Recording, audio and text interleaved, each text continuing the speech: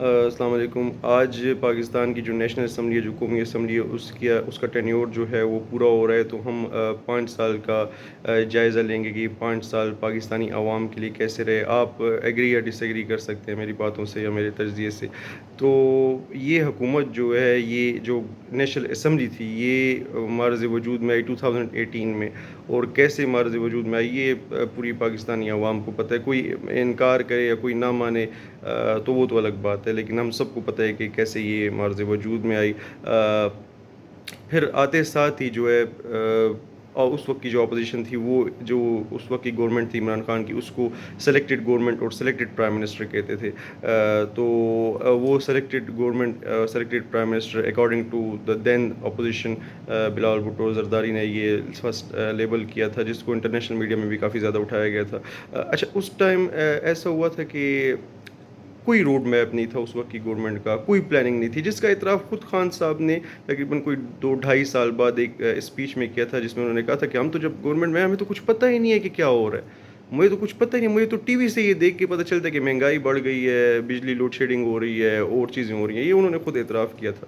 پھر اب ہم بات کریں گے 5 سال میں جنرل چھوٹی چھوٹی باتیں، سب باتیں ہم اوپنلی نہیں کر سکتے ڈھکے چھپے الفاظوں میں، یا اگر ہم پبلک کے پرسپیکٹیو سے دیکھیں تو اس کی بات کی جا سکتی ہے۔ تو 2018 سے ایک قسم سے اگر دیکھا جائے تو پاکستان کا ڈاؤن فال شروع ہو گیا تھا۔ پھر اس حکومت کی اگر آپ دیکھیں، جو اس وقت کی حکومت تھی عمران خان کی، اس کی ہم فائنانس منسٹرز کی سب سے پہلے بات کریں گے۔ سب سے پہلے فائنانس منسٹر بنایا گیا اسد عمر کو، جس کو پی ٹی آئی میں اور اس طرح پاکستان میں بھی جو پی ٹی آئی کے سپورٹرز ہیں، وہ ارسٹوٹل یا ارسطو کے نام سے بھی پہچانتے ہیں، کہ وہ ارسطو میں پی ٹی آئی کے اسد عمر، ان کو فائنانس منسٹر بنایا گیا۔ اس کے بعد ان کو ہٹا کے تھوڑی مدت کے بعد عبدالحفیظ شیخ کو جو ہے فائنانس منسٹر بنایا گیا۔ اس کے بعد ان کو ہٹا کے جو ہے حماد اظہر کو فائنانس منسٹر بنایا گیا۔ پھر اس کے بعد ان کو ہٹا کر جو ہے شوکت ترین کو فائنانس منسٹر بنایا گیا۔ اس سب کا نقصان ہوتا رہا پاکستان کو، کیونکہ ایک پالیسی جو تھی، جو پہلے اسد عمر کی تھی، اس کو ریپلیس کیا عبدالحفیظ شیخ کی پالیسی نے۔ پھر ان کی جو پالیسی تھی وہ حماد اظہر نے ریپلیس کی۔ پھر ان کی جو پالیسی تھی وہ شوکت ترین نے جو ہے ریپلیس کی۔ تو ان سب کا اوور آل جو نقصان تھا وہ پاکستان کو ہوتا رہا۔ تو پھر شروع میں کہا گیا کہ سوچا گیا کہ ہم آئی ایم ایف کے پاس نہیں جائیں گے، بالکل نہیں جائیں گے۔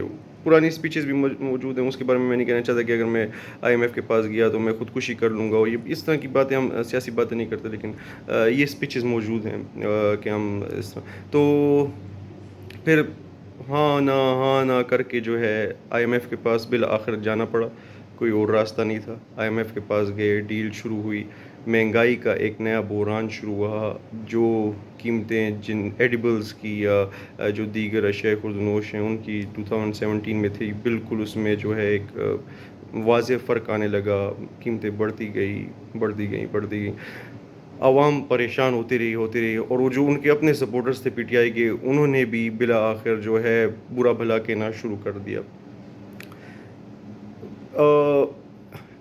خان صاحب کی ایک اور تقریر تھی جس میں انہوں نے کہا کہ میں آلو یا ٹماٹر کی قیمتیں کم کرنے کے لیے نہیں آیا، میں گریٹر کاز کے لیے آیا ہوں۔ وہ گریٹر کاز وہ ایکسپلین انہوں نے کیا کہ کیا گریٹر کاز تھا، لیکن ان کے مطابق وہ اس چیز کے لیے نہیں آئے تھے۔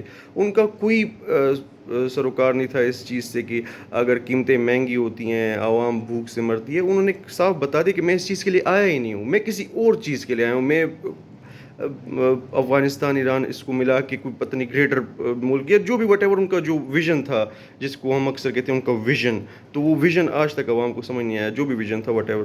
تو لیکن وہ انہوں نے ایکسپلین نہیں کیا، لیکن انہوں نے یہ بتا دیا کہ میں چیزوں کی قیمتیں جو ہیں وہ کم کرنے کے لیے نہیں آیا۔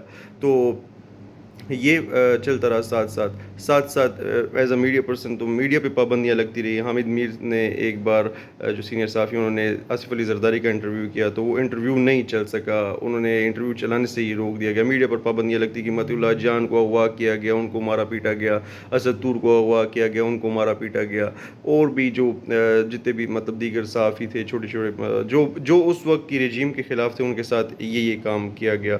عدالت سے فیصلے آتے رہے، ساری اپوزیشن جیل میں ڈالی گئی، ایک ایک جو اس وقت موجودہ آج جو پرائم منسٹر نہیں رہیں گے شہباز شریف، ان کو جیل میں ڈالا گیا، آصف علی زرداری کو، فریال تارپور کو، مریم نواز کو، جتنے آپ نام لیں، جتنی اپوزیشن تھی ساری کی ساری جیل میں رہی. اور ایسی جیل بھی نہیں تھی کہ ایک دو دن میں باہر آ جاتے تھے. کبھی کسی کو نیب کے ذریعے اٹھایا گیا، کسی کو ایف آئی اے کے جو چیف تھے اس ٹائم انہوں نے کہا بھی کہ مجھ سے اللیگل کام لیا جا رہا ہے. ان کے بیانات سامنے ہیں، سب کے سامنے ہیں. لیکن پھر بھی بس کیا گیا. اگر ایک چیف نہیں مان رہا تھا، اس چیف کو ہٹا کے دوسرا، بس کسی طرح سے وچ ہنٹنگ جو ہے جو اس ٹائم کی اپوزیشن تھی ان کی گئی. یہ سب کچھ چلتا رہا، مہنگائی بڑھتی رہی، اپوزیشن کی وچ ہنٹنگ جو ہے وہ جاری رہی، ان کو گرفتاریاں کا سامنا کرنا پڑتا رہا. خان صاحب کا یہ کہنا تھا کہ میں تو ان چیزوں کے لیے غریب کی مدد کرنے کے لیے نہیں. پھر کرونا بیچ میں آ گیا، کووڈ-19 کی وجہ سے عوام نے مزید سفر کیا، لاک ڈاؤن ہوا. یہ سب چیزیں چلتی رہی. بیچ میں یہ بھی خبریں آتی رہی کہ یہ تو ابھی شروعات ہے، یہ 10 سالہ منصوبہ ہے، اور یہ 10 سالہ منصوبہ جو ہے 2023 کے جو الیکشنز ہوں گے اس میں بھی یہی ہوگا، اس میں بھاری اکثریت سے خان صاحب کو. بیچ میں صدارتی نظام کی بھی باتیں ہوتی رہی کہ صدارتی نظام، ہم نے بہت سے چینلز پہ دیکھا کہ ایڈ بھی چلنا شروع ہو گئے تھے کہ صدارتی نظام کے کیا کیا فوائد ہیں. اس میں فل اتھارٹی ہوتی ہے، جو ہیڈ آف دا اسٹیٹ ہوتا ہے. تو یہ سب باتیں ہوتی رہی. پھر ایک ایک جاب کی، ایک ہیڈ آف دا ڈپارٹمنٹ، اس کی تقرری پہ جو اس وقت کے پرائم منسٹر تھے according to the sources Imran Khan, اور اس ٹائم کے جو chief of the army staff تھے جنرل باجوہ، ان کے مابین تھوڑا سا ایک قسم کی چھوٹی موٹی جو ہے تکرار ہونا شروع ہوئی. وہ تکرار شدت اختیار کرنا شروع ہوئی. اسی وقت جو اس وقت کی اپوزیشن تھی ان تک یہ خبر پہنچ گئی. انہوں نے اس چیز کو فل یوٹیلائز کیا، اس بات کا فل فائدہ اٹھایا. اور اس وقت کے جو آرمی چیف تھے جنرل باجوہ، ان کو یہ سمجھانے میں کامیاب رہے کہ جس کو آپ نے بنایا ہے وہ آپ کا ہی فرما بردار نہیں ہے. تو یہ بات کس طرح انہوں نے ان کے مائنڈ میں بٹھا دی اور وہ مان گئے. ان کو احساس ہو گیا کہ نہ ہی ملک کی اکانومی سنبھل رہی ہے، نہ ہی کچھ اور فائدہ ہو رہا ہے. انٹرنیشنل کمیونٹی میں ہماری بےزتی ہو رہی ہے. لوگ، ہمارے پرائم منسٹر جہاز پر جاتے ہیں، وہ جہاز اگلا ملک واپس مانگ لیتا ہے. امریکہ میں جا کے جو ہے وہاں پہ پولیٹیکل تقاریر کی جاتی ہیں کہ میں آپ کا اے سی اتار دوں گا، میں آپ کا ٹی وی بند کر دوں گا. تو یہ باتیں بھی سب تو جو اس ٹائم کی اسٹیبلشمنٹ تھی، انہوں نے بھی سوچا کہ ہمیں اس گورنمنٹ کا ایک فائدہ کوئی ہوا ہو تو ہم ان کو مزید فردر سپورٹ کریں. تو انہوں نے یہ فیصلہ کیا اس ٹائم کہ ہم جو ہے وہ اے پولیٹیکل رہیں گے یا نیوٹرل رہیں گے، جس کو بعد میں خان صاحب نے جلسوں میں کہا بھی کہ نیوٹرل تو جانور ہوتا ہے.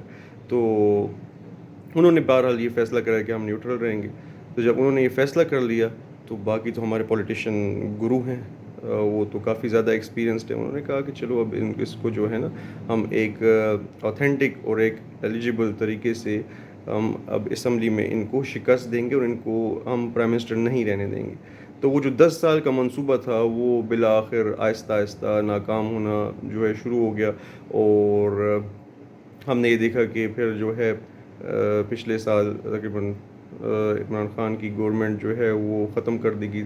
3.5 سال تک اس کا دورانیہ رہا. پھر یہ جو پی ڈی ایم کی گورنمنٹ آئی، مخلوط حکومت، انہوں نے بہت بڑے بڑے دعوے کیے تھے عوام سے کہ ہم مہنگائی ختم کر دیں گے، اور ہم آ رہے اس لیے کہ ہم کافی زیادہ تجربے کار ہیں، اور ہم جو ہے بس آئیں گے تو ساری پیٹرول بھی سستا ہو جائے گا، پیٹرول 150 سے اور بھی نیچے آ جائے گا، بجلی کی قیمتیں بھی سستی ہوں گی، ایڈیبلس کی پرائز بھی سستی ہوگی.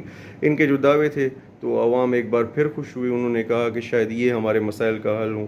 لیکن جیسے ہی وہ حکومت میں آئے تو ہمارے سامنے آڈیو کلپس لیک ہونا شروع ہو گئی کہ آئی ایم ایف کی ڈیل کو کافی زیادہ نقصان ہوا اور وہ ہالٹ پہ چلی گئی. وہ آڈیو کلپس ہمارے سامنے ہوں گی جو ہمارے فائنانس منسٹر تھے خیبر پختونخوا کے تیمور سلیم جگرا، اور جو شوکت ترین تھے جو فائنانس منسٹر تھے عمران خان کی گورنمنٹ میں، ان کی یہ مبینہ آڈیو کلپس سامنے جن میں انہوں نے بھی یہ کلیم کیا کہ ہم نے آئی ایم ایف کی ڈیل کو مزید آگے نہیں بڑھنے دینا، چاہے ملک خسارے میں چل جائے، ملک ڈیفالٹ ہو جائے. تو پی ڈی ایم کو یہ بھی مسئلے مسائل کہ یہاں پر جو ہے کچھ تھا نہیں، اوپر سے ان کی کوشش بہت تھی کہ ملک کو جو ہے خوشحالی، ترقی وغیرہ، لیکن وہ نہ کر سکے کیونکہ یہاں پہ سائڈ پہ مبینہ طور پہ عمران خان کی کوشش تھی کہ آئی ایم ایف ڈیل کو جو ہے نقصان پہنچایا جائے، اس کو وہ کمپلیٹ نہ ہونے دیا جائے. تو یہ بھی چلتا رہا. مہنگائی مزید بڑھتی رہی. آئی ایم ایف کبھی ایک ملک سے قرضہ، کبھی چین کی منتیں، کبھی سعودی عرب کی منتیں، کبھی یو اے ای کی منتیں کر کے تھوڑا بہت کر کے بالآخر جا کر جو ہے IMF کی ڈیل سکسیزفل ہوگی اور ملک ڈیفالٹ ہونے سے جو ہے بچ گیا، لیکن اس بیچ میں عوام پس کر رہ گئی. جو پیٹرول خان صاحب کی دور حکومت میں 150 کا تھا وہ آج 270 پر پہنچا ہے. اسی طرح سونا مہنگا ہو گیا، پراپرٹی کے ریٹس مہنگے ہو گئے ہیں، ایڈیبلس کی پرائس ڈبل ہو گئی ہیں. لیکن ان سب میں جو ہے عوام نے کافی زیادہ سفر کیا ہے. 5 سالہ جو اسمبلی کی مدت تھی اس میں عوام نے بہت زیادہ سفر کیا ہے، اور آج خوشی کا دن ہے ایک قسم کا کہ اس اسمبلی سے جان چھوٹ گئی ہے. لیکن عوام کو ایک ایک حقائق کا پتہ ہونا چاہیے کہ کیا ہوا، کب ہوا، کیسے ہوا اور کس نے کیا، تاکہ اگلے الیکشن میں جب آپ لوگ ووٹ ڈالنے جائیں تو آپ کو پتہ ہو کہ ہم نے کیا کرنا ہے. صرف یہ 5 سال کا میرا چھوٹا سا ایک تجزیہ تھا. میں بہت سی باتوں میں شاید غلط بھی ہوں لیکن بہت سی باتوں میں ٹھیک بھی ہوں. باقی آپ لوگوں کا فیصلہ ہے جو آپ نے کرنا ہے، لیکن اگلے الیکشن میں سوچ سمجھ کر ووٹ ڈالیے گا.